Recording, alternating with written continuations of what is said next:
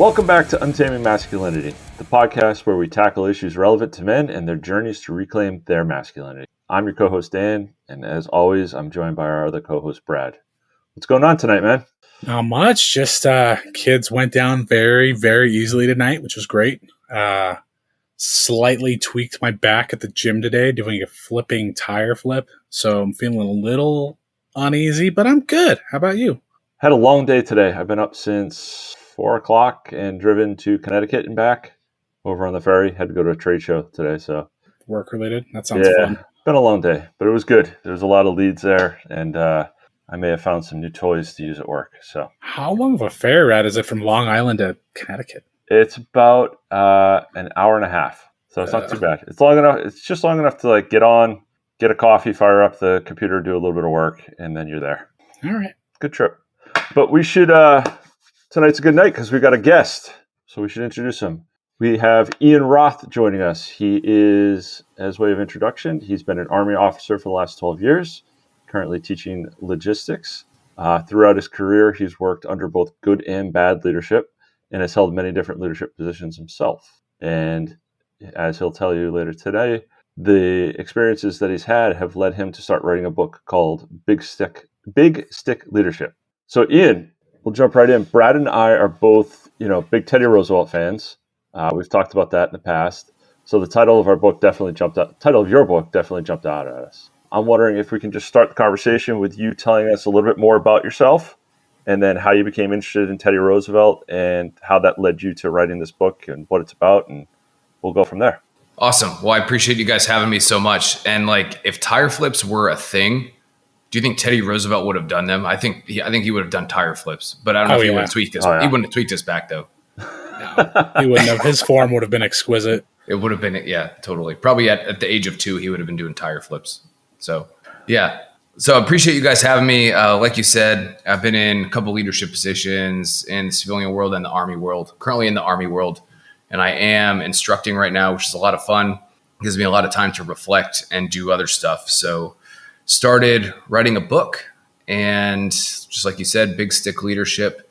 So taking the motto that Teddy Roosevelt made famous around the turn of the century into the 20th century about speaking softly and carrying a big stick and applying it to today. So, it's over 100 years old by now. It's actually an old African proverb that Teddy got a lot of the credit for using and making it relevant today. So that's what I'm doing.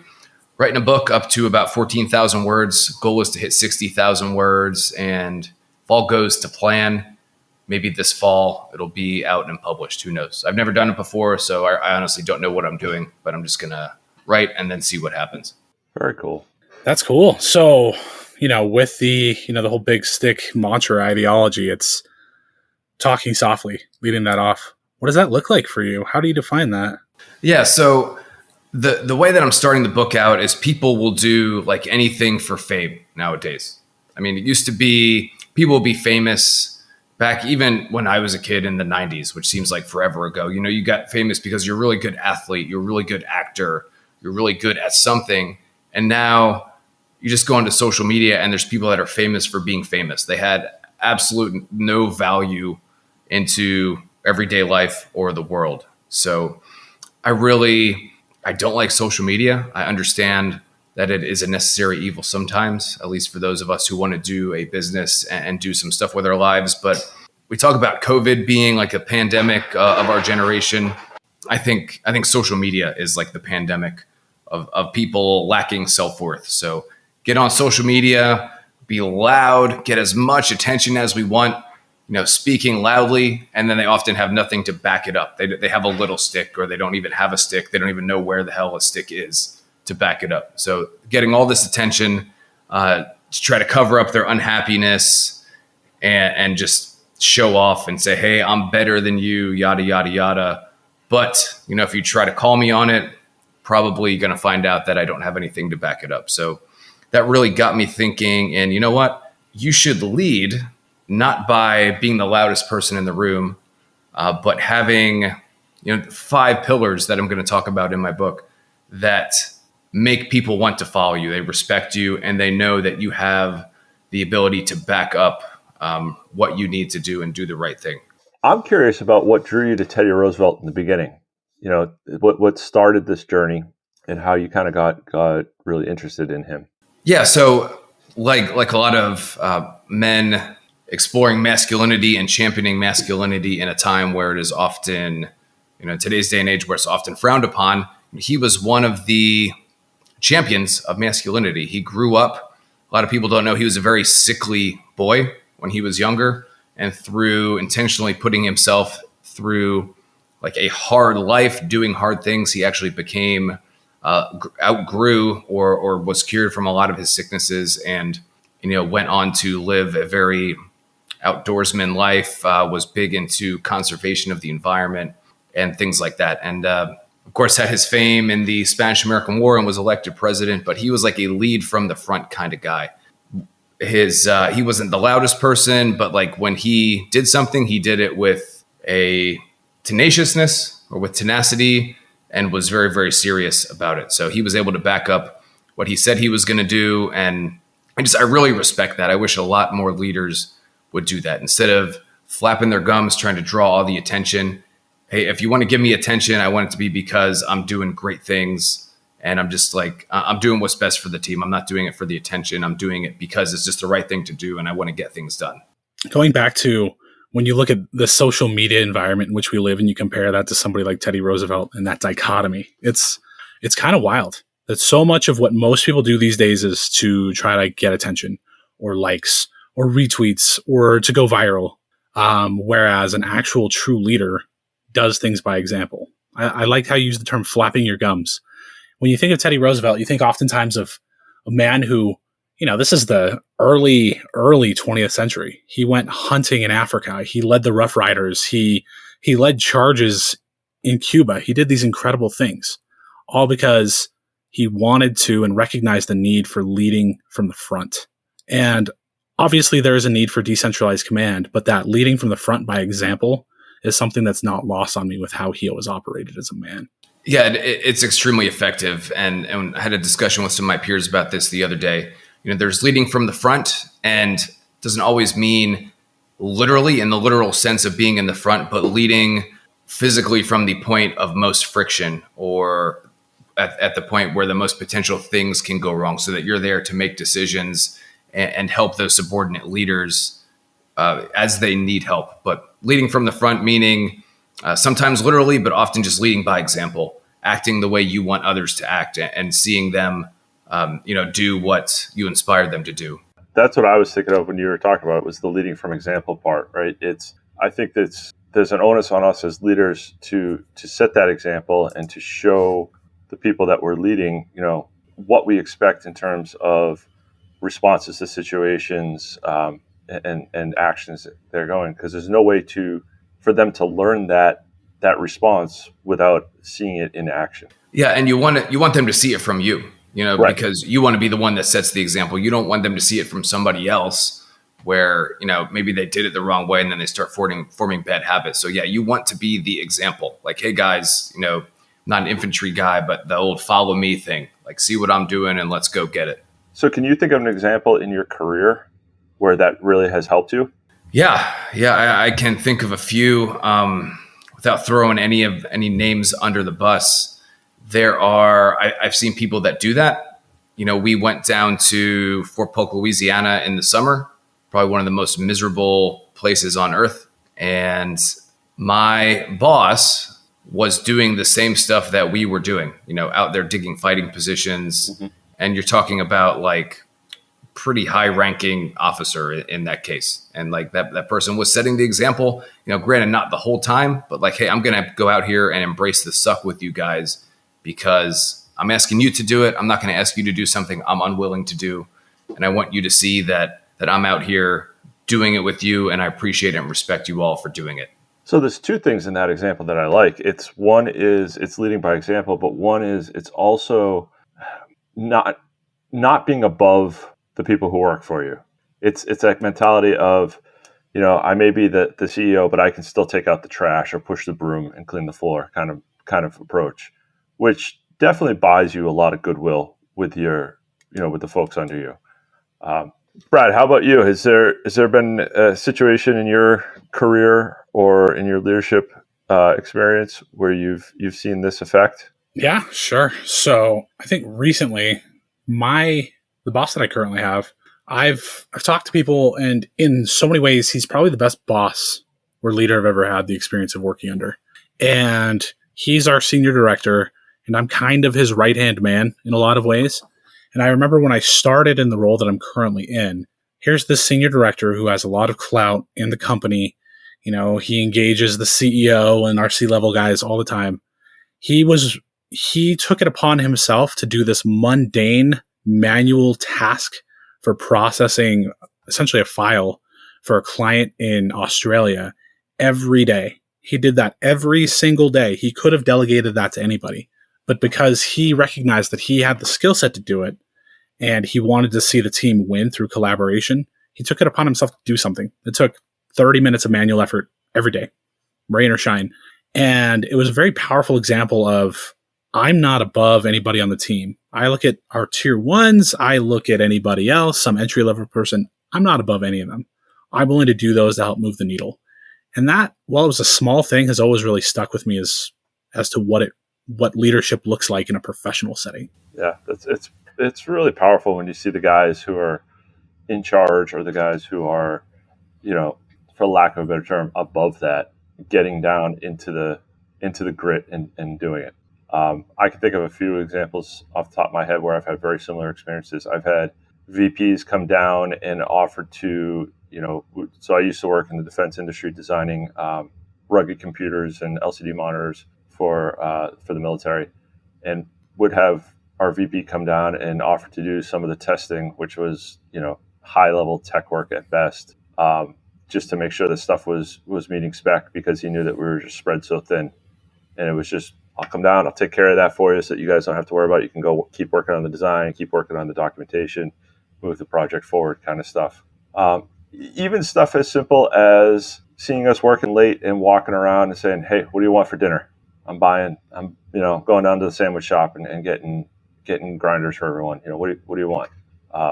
It's simple acts like that, but it just shows that you're involved and part of the team and looking to take care of your guys. So, yeah. So, Ian, kind of here's a question for you. Obviously, a lot of men who are going to listen to this and they think of leaders or kind of what this idyllic leader looks like. The Teddy Roosevelts of the world, the Eisenhowers of the world, the Napoleons, whatever that looks like. And they look at themselves and say, that's not me. I can't do that. I can't be a leader. I can't be a Teddy Roosevelt. What would you say to somebody like that? How do you begin to address that? Yeah, I mean, it is a learned behavior.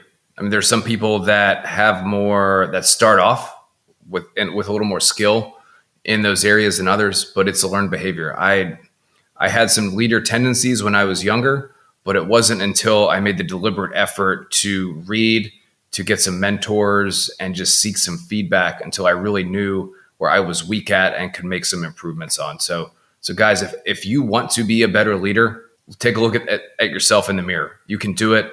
Talk to some people, engage with some other high caliber men, find a guy who is currently where you want to be or to what you aspire, and go from there. That's huge, is identify somebody that you can aspire to be. And that doesn't always have to be the Teddy Roosevelts of the world or the Jocko Willinks of the world. In a lot of ways, that should be somebody in your inner circle or somebody that at least you're adjacent to that you can build a relationship with. Yeah, right. Relationships are huge. And I took Teddy Roosevelt's 5 pillars and I kind of translated them into how I think they're relevant today. So I can hit those real quick. I think these are 5 solid things that guys can do. All right. So the first one is building a foundation of competence. So know yourself, know others, know your environment, and build a tool set for you to use throughout your leadership. Professionalism, treating others fairly, being an expert communicator at both the written and the verbal language, knowing your worth, and looking the part, how you carry yourself. Truth consists of not bluffing. When you say you're going to do something, you have to be willing to execute on that if necessary. So bluffing, of course, is saying something with no intention to do it. That was one of the ones I took from Teddy. He was very, very against bluffing. If he said something and a person did not follow through, he was very likely to act on it. So still under truth, don't bluff, lead via trust, and build trust throughout your leadership, walk the walk, and, be honest, but don't show all your cards all at once, all of the time. Number 4, I deemed, it's just a very vague term, lethality. And under that, evaluate risks around you, mitigate the risks when you can. If you're a leader, what risks are you willing to accept? What risks are you not willing to accept and still make decisions? Create a plan, attack that plan violently, and then overwhelm that plan or that task with resources, leveraging your team so that you can get it done quickly and efficiently. And then the 5th and final pillar is humility. Show some class. The way that Teddy used it was allow your enemies to surrender. If we in the workplace, have to discipline somebody because they did the wrong thing, help them back up, have a conversation about it, and then move on from it. So remain class and your humility. So can you just highlight those again one last time? I got foundation of competence, and then foundation of competence, professionalism, truth, lethality, and humility. Humility. Yep. Cool. And those are going to be the 5 major sections of the book. So I'm going to talk a lot about them, and I'm excited. I get pumped every time I talk about it, man. I could just go on and on about these things. Man, yeah, those are cool. There's a lot of great insight and wisdom in any of those pillars, right? So I guess opening it up to you, since you're the one, writing the book and going through all of that, which of those competencies do you feel that you're the most proficient with? And conversely, which one do you feel that you struggle the most with? So I've always been strongest, I think, at being humble. Like my ego, I'm very good at checking my ego at the door. As ironic as this, I'm bragging about my humility, but humble. I'm able to take criticism pretty well, and most of the time, pretty much all the time, I know I'm not the smartest person in the room, and I'm okay with that.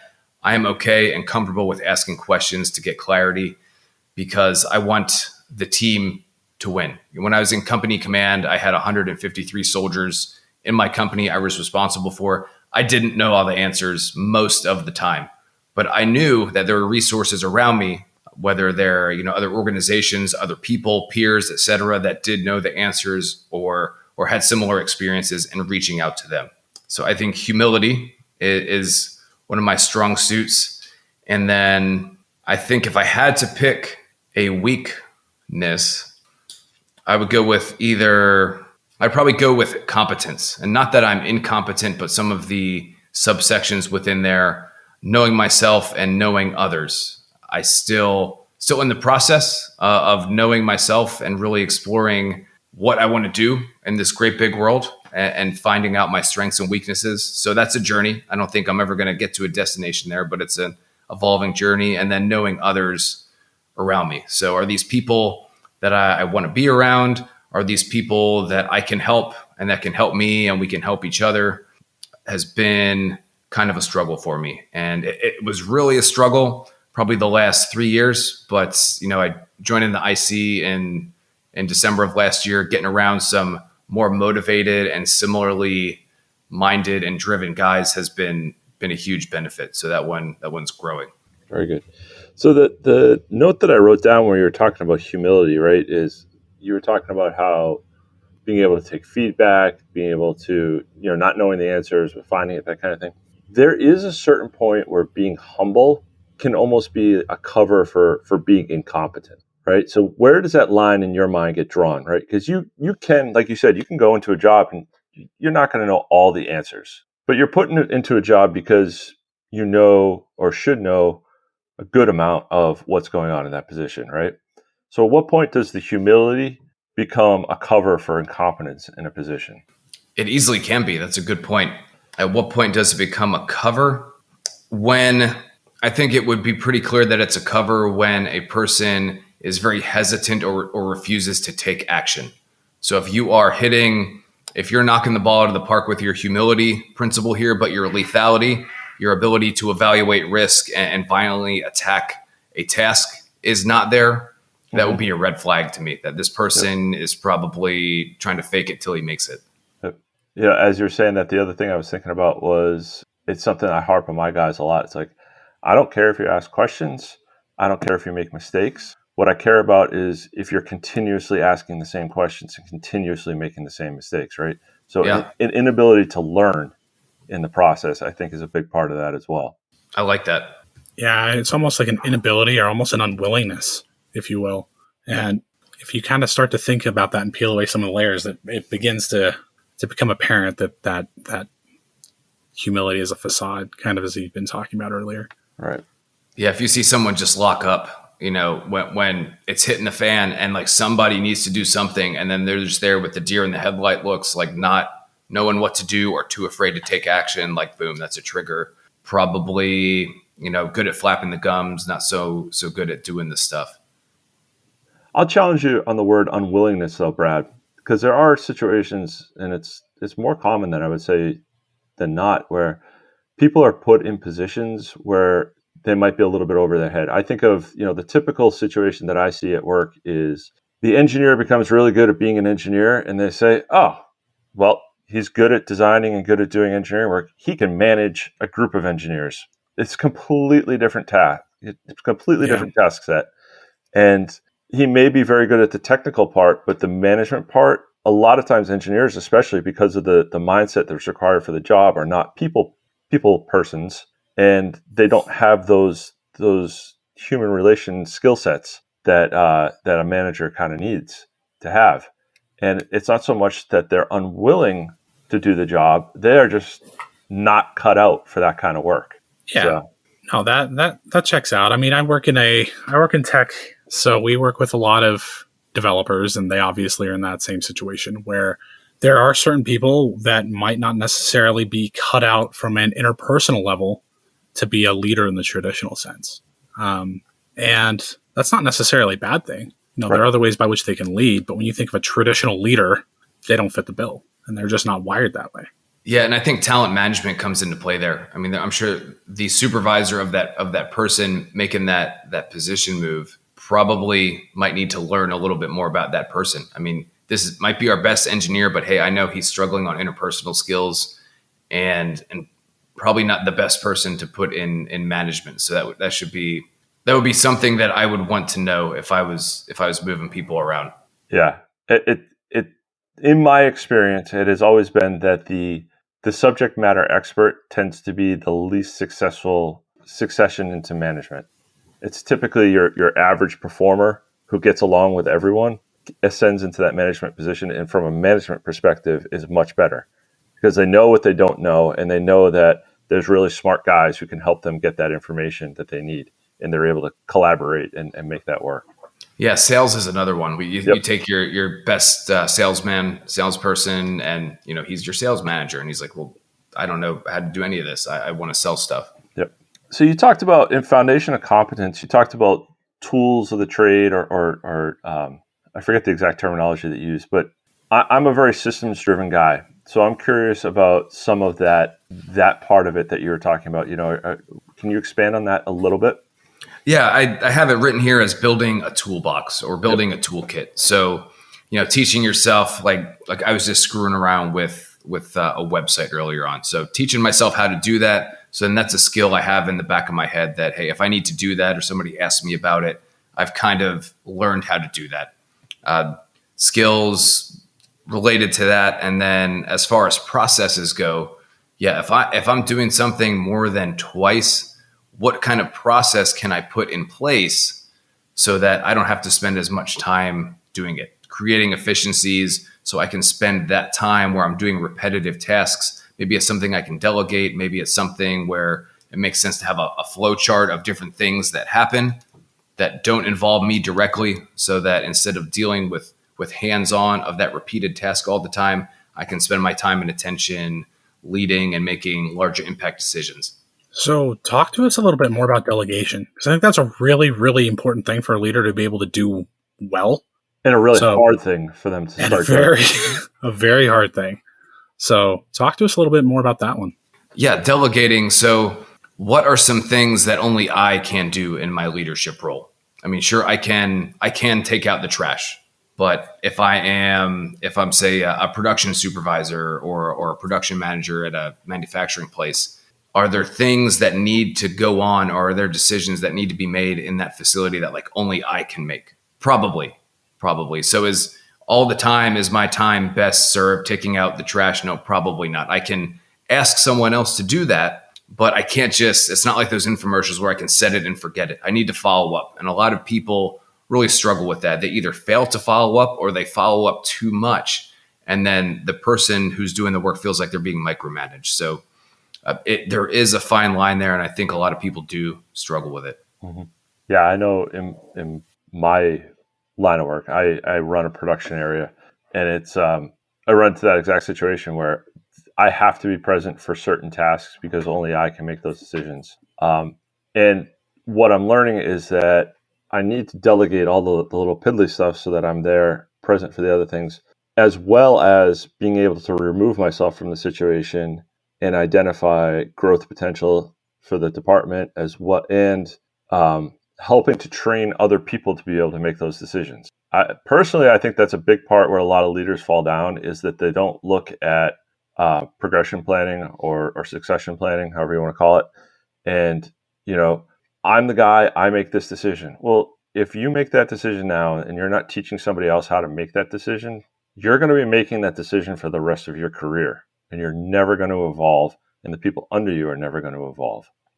So that's actually something that I've been working on a lot lately. I've got one of my staff has like a senior production guy. He's been around a long time. He knows our products really well, and he's shown interest in wanting to run the production floor on a day-to-day basis, which is a task I want to hand off completely. I want to move away from the day-to-day and look at it from more of like a 10,000, 30,000 foot level and start making moves so that we become more efficient, figuring out the kind of personnel that we need and that kind of stuff, and have him run, the day-to-day. Okay, we need to build this, and this to stay on schedule. It's hard though, because especially in like a production atmosphere, whatever you do, you have to maintain the speed that you're working at. So you have to be able to figure out how to do this training and not slow anything down, right? In the grand scheme of things, if you teach somebody how to do it, the company will speed up because now you'll be removed from that situation and you can do other things. But it's one of those, you almost have to accept sometimes slowing down to go faster. Yeah. And a couple of things that came to mind here. So, you have to be willing to take some risk, evaluate the risk of delegating that, and how much or how little are you willing to take there, and establishing some left and right limits. Like, hey guy, I'm going to empower you to do everything between X and Y. Like, and however you see that fit within there, I've accepted the risk and I empower you to make those decisions. But if you go outside of those left and right limits, hey, hit me on the radio and I'll make a decision for you. But just like you said, if you make those decisions every day, you're going to be doing that for the rest of your life. And then, you can't spend your time leveraging your experience and knowledge, making those big impact decisions, getting the whole organization moving forward if you're back in the trenches doing the day-to-day, hour-to-hour stuff. Yeah. I think one thing that a lot of men in particular struggle with is, if I want something done right, I have to do it myself. And that is extraordinarily commonplace, not just in a professional setting, but at home as well. That was something that was really difficult for me to learn in my current role, because I'm being groomed essentially for management. And my boss, one of the lines that he told me that stuck with me is, if you want to progress in your career, you have to make yourself replaceable. So you have to allow other people those opportunities, just like you said, opportunities to fail, opportunities to assume some risk. And I was somebody that I knew that if I needed certain things done, I'd get them done myself. So learning to entrust other people, teach them, and then let them go do it themselves was initially hard. But the more and the more you do it, the more you realize most people are capable of doing the task. They just have to exert themselves, and you have to allow them that, and allow them that growth that comes through that. Well, what is more powerful to you? Is you doing that task over and over again, or is it more powerful you walking away and be like, hey, I taught him how to do that task? And it's like, man, not only do I feel good because that's freaking awesome, but like, there you go. I just increased his skill level and made him more valuable to the organization. Yeah, exactly. It's very freeing and almost liberating in a sense when you can actually successfully delegate. Yeah. Oh, it is liberating. That's a good word for it. The other thing to keep in mind there, and I had a boss who was adamant about this, because I used to ask him, I say, hey, listen, you do this so well. Why are you handing it off to me or one of the other guys? And he goes, I have made my life's work the mantra of don't let perfection be the enemy of good enough, right? He goes, you doing the job at 80% of what I could do is still going to meet the needs of the customer, meet the needs of the project, whatever it is. And it's freeing me up to do the next level stuff. So we get tied up as men in perfecting our craft as well. There's a pride in that, of doing work and having, the best product. At the end of the day, does it really need to be that good to pass muster with the customer? Again, I used to work in defense, and we had a thing where it was called shoot the engineer, because the spec would say the product shall do X, the product shall do Y. Well, the engineers are always like, well, the product shall weigh less than 5 pounds. So we get something that comes in at like 4.8 pounds, and my mechanical engineer would be like, well, I can shave another quarter pound off if I redo this design, and it's like, no. we met the spec, move on. Move on. Like, it's good enough. It doesn't need to be perfect. It's good enough. Because you know what? If the customer comes back and says, great, you met the spec, and we'd really like to shave another quarter pound off, well, now we can also charge them for that too. But that's getting into the business side of things. Right. Not the management side. But from an execution standpoint, it just needs to be good enough most of the time. And a lot of times delegating that and getting that 80% that you can get from a delegation is good enough. Yep. I had a boss who would say, hey, I'm a B- type of guy. And we're like, what does that mean? He's like, hey, you get me to the 80% solution and we're going to drive on. And like, you know what? That's something I adopted. It's good enough. I'm looking at your pillars again.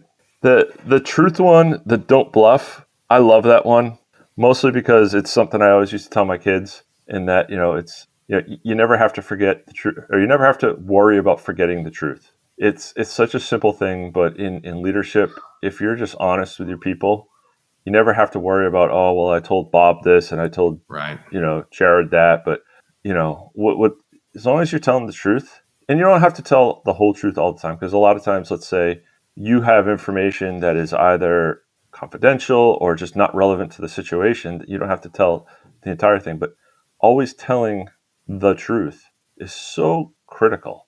And it's such a simple thing to do. I can't imagine how many people get caught up in that, and telling stories, making people's feelings feel better or whatever by little white lies or whatever that just propagate into problems. Yeah, we like to make it difficult. I mean, good news doesn't get better with time, and I think we make it difficult because we are scared of having hard conversations with people and hurting their feelings, and then we're afraid to deal with the emotion that might result from telling somebody something. So we either don't tell them or we make up something else, and then it just compounds and gets worse and worse. So as leaders, as men, we have to have hard conversations, and we have to be willing to do it and then get over it and move forward with them. The whole topic of truth and honesty is something that I'm very passionate about, because I have a track record and a history of not being truthful. I was a nice guy, the textbook definition of it. And for most quote unquote nice guys, the reason that they choose to be dishonest is when you look at having a hard conversation, it's very easy for you to catastrophize the outcome of having that hard conversation. It's like, if I tell this person the truth, that'd be your wife, your boss, whomever, the absolute worst case scenario is what you envision in your mind. So you project that upon yourself and expect that to be reality. And you convince yourself and you tell yourself these stories that that's always going to be what happens. So it becomes easier or more convenient to fudge the truth, to spin things, to tell stories, to create narratives, to save yourself from that horrible outcome that you're envisioning. And the battle of overcoming that really starts with the idea of, when you are truthful and you are honest, the outcome is rarely, if ever, as bad as that catastrophized, crazy thing that you envision in your mind. And once you realize that the outcomes that come from telling the truth are okay, that's when you can start to build that foundation. So it's very interesting coming from kind of the other end of the spectrum of a background of lies and dishonesty as to why men do it and why it's so destructive. Because when you're lied to, invariably, it's a very destructive, hurtful thing. So that if you can't be honest with others, how can you expect to build a good relationship with them? Yeah, it's going to be painful either way. You either have the hard conversation and embrace that pain, and it'll likely be short-lived, or you lie, and then when it comes out, it's going to be painful and probably 10 times more painful than just having the hard conversation up front. Yeah, I was going to say arguably worse, right? If you hold it back and don't. I can think of numerous occasions, both personally and professionally, where it was a really tough conversation up front, but there was value added because you addressed it head on and as early as possible. Whereas I've also had situations where you let it linger, and then it's just a catastrophe of a situation at the end. Yeah, allowing it to linger or building a web of lies always ends up worse than had you started with the truth, no matter what. Yeah. I know from firsthand experience that is absolutely 100% factual. Because if you lie, oftentimes you think you get away with it, but if you build a pattern or a history or a web of lies, something eventually is going to fall and the entire house of cards collapses. Yeah. And you, I think, hinted on it there, and then your reputation becomes that you are a liar. So, and that is probably one of the last things you want associated with you as a leader, other than immoral, unethical things. I mean, lying is probably falls into those two categories anyway. So don't do it. Yeah. I mean, once you've lost trust as a leader, you're essentially committed suicide in that leadership role. It's very tough to get that back. Yep. And I'm sure long time to gain, 1 second to destroy. Right.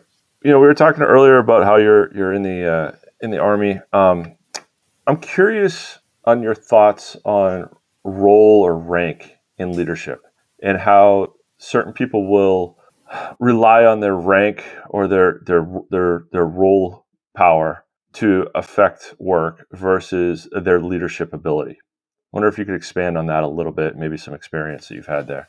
Yeah, so there are leaders who use their rank to their advantage. And, I can speak to, there's a couple examples, but those are folks that speak loudly and carry a small stick, in my opinion. So if you have to use that to get people to do things, like if that's your only leadership tool in your tool bag, like, man, you're not going to last long. The Army is going to find out, you're going to get sent to the house, or people are just going to not listen to you. So there are folks that do that in the NCO side and the officer side, but it's getting easier to see right through that. The Army's taken a big step over the last couple of years in rooting out toxic leadership, and it has done a very good job at catching a lot of those folks.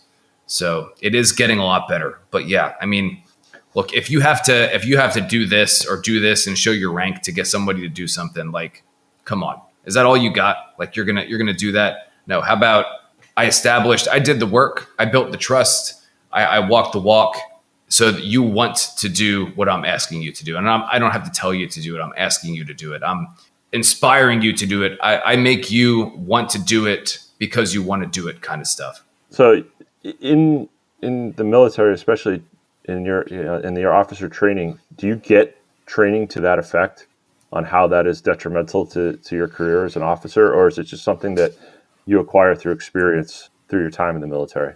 I think as we're going through as cadets and brand new officers, I don't know if it was ever formally said, hey, don't do that. Mm-hmm. But it was like, in some way, shape, or form, it's communicated to us like probably not a good idea, especially as a lieutenant, because you're basically the same as a private. You were a brand new soldier in the Army. You just went to college and did some leadership classes, but you don't know what's going on. Brand new to the Army, private, brand new to the Army. If anything, the private's more qualified because they went to basic training and AIT than the lieutenant. Hey, I was one. I can totally say that and relate to it. So yeah, if you brand new lieutenant, 22 out of college, come in doing that, you're going to get written off, and it's going to be a long, hard road for you. So, Brad, you got anything else? Honestly, this has been a really interesting, fascinating conversation. Like, it's had a lot of leadership principles. And I think that that's one thing that all of us can take advantage of is how can we be more effective and better leaders? And when you think of leadership on a broader scale, it's so easy to just pigeonhole that into, a work environment. But everything that we've talked about works in family situations, in interpersonal relationships with your friends and your brothers. All these situations, all of this is applicable. So it's been a very interesting and insightful conversation. Yeah, I could talk about this stuff all day. And I like what you said. It's not just specific to the military. It's not just specific to work. You can use these 5 pillars with your family, with your friends, relationship with your wife, your kids. And it's really solid across the board. So Ian, what are the next steps for you? What's the schedule for the book? What other things are you doing?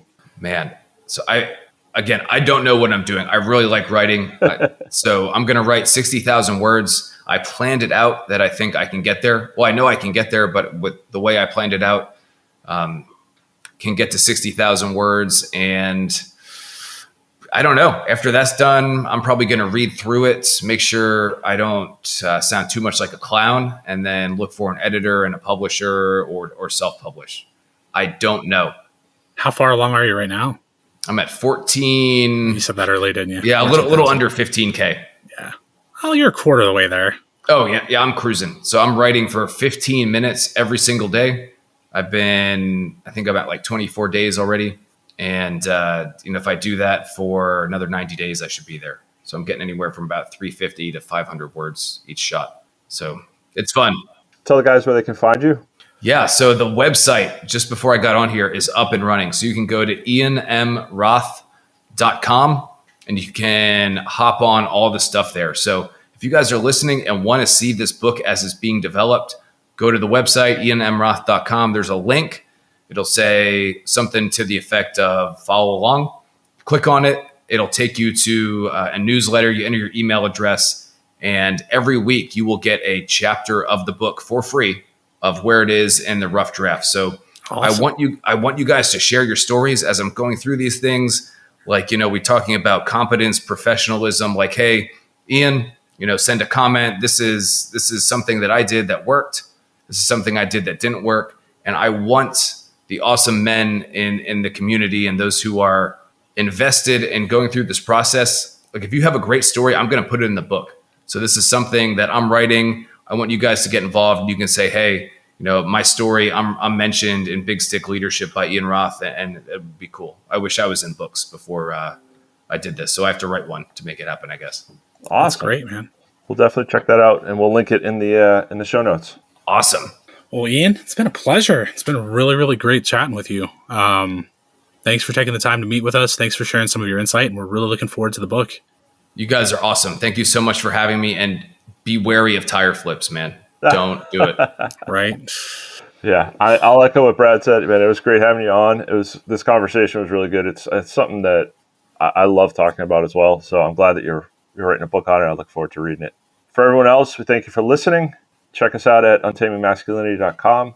You'll find show notes for this episode and all of our other episodes, as well as links to our socials. And until next week,